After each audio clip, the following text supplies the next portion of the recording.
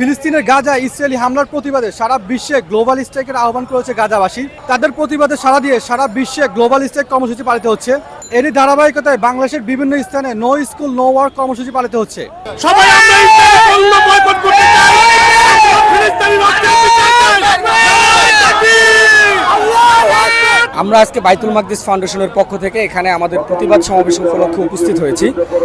বাইতুল মাকদিস প্রায় 5 বছর যাবৎ ফিলিস্তিন ইস্যু নিয়ে বাইতুল মাকদিস আল-আকসাকে নিয়ে কাজ করতেছে। আমরা এখানে শুধুমাত্র সাময়িক এই হত্যাকাণ্ডের জন্য নয়, বরং বাইতুল মাকদিসের শেষ ভূমিটুকু মুক্ত হওয়ার আগ পর্যন্ত এই সংগ্রাম চালিয়ে যাব। এবং এটা আমি মনে করি আমাদের আকীদাগত একটি ইস্যু, কারণ মুসলমান প্রত্যেক মুমিনের জন্য বাইতুল মাকদিসের জন্য সংগ্রাম করা আমাদের জন্য ফরজ একটি বিষয়। কারণ হচ্ছে এটা শুধুমাত্র আমাদের নিকট কোনো ভূখণ্ড না, এটি আমাদের প্রথম কিবলা।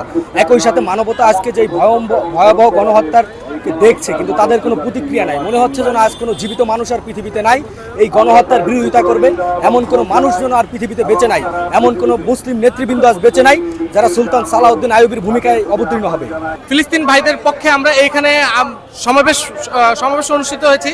আজকে বিশ্ব দেখছে কিভাবে খুনি ইসরায়েল বর্বর হামলা চালাতে, তারা কোনো রাষ্ট্র নয়, তারা ফিলিস্তিনের নিরস্ত্র মানুষের উপর যেভাবে অত্যাচার করে গেছে তা আমরা তীব্র নিন্দা ও প্রতিবাদ জানাই। আমরা বাংলাদেশ জাতীয়তাবাদী ছাত্র দলের পক্ষ থেকে এখানে প্রতিবাদ সমাবেশে অনুষ্ঠিত হয়েছি, যেখানে ইসরায়েল নিষিদ্ধ বোমা দিয়ে শিশুদেরকে যেভাবে নির্যাতন করছে তা হৃদয় বিতারক। আমরা তার তীব্র নিন্দা জানাই। আর জাতিসংঘকে পাশাপাশিভাবে অনুরোধ করছি যে ইসরায়েলকে যাতে নিষিদ্ধভাবে দমন করা হয়, তাদেরকে যাতে সমস্ত সুযোগ সুবিধা থেকে বঞ্চিত করা হয়, আমরা এই দাবি জানাচ্ছি।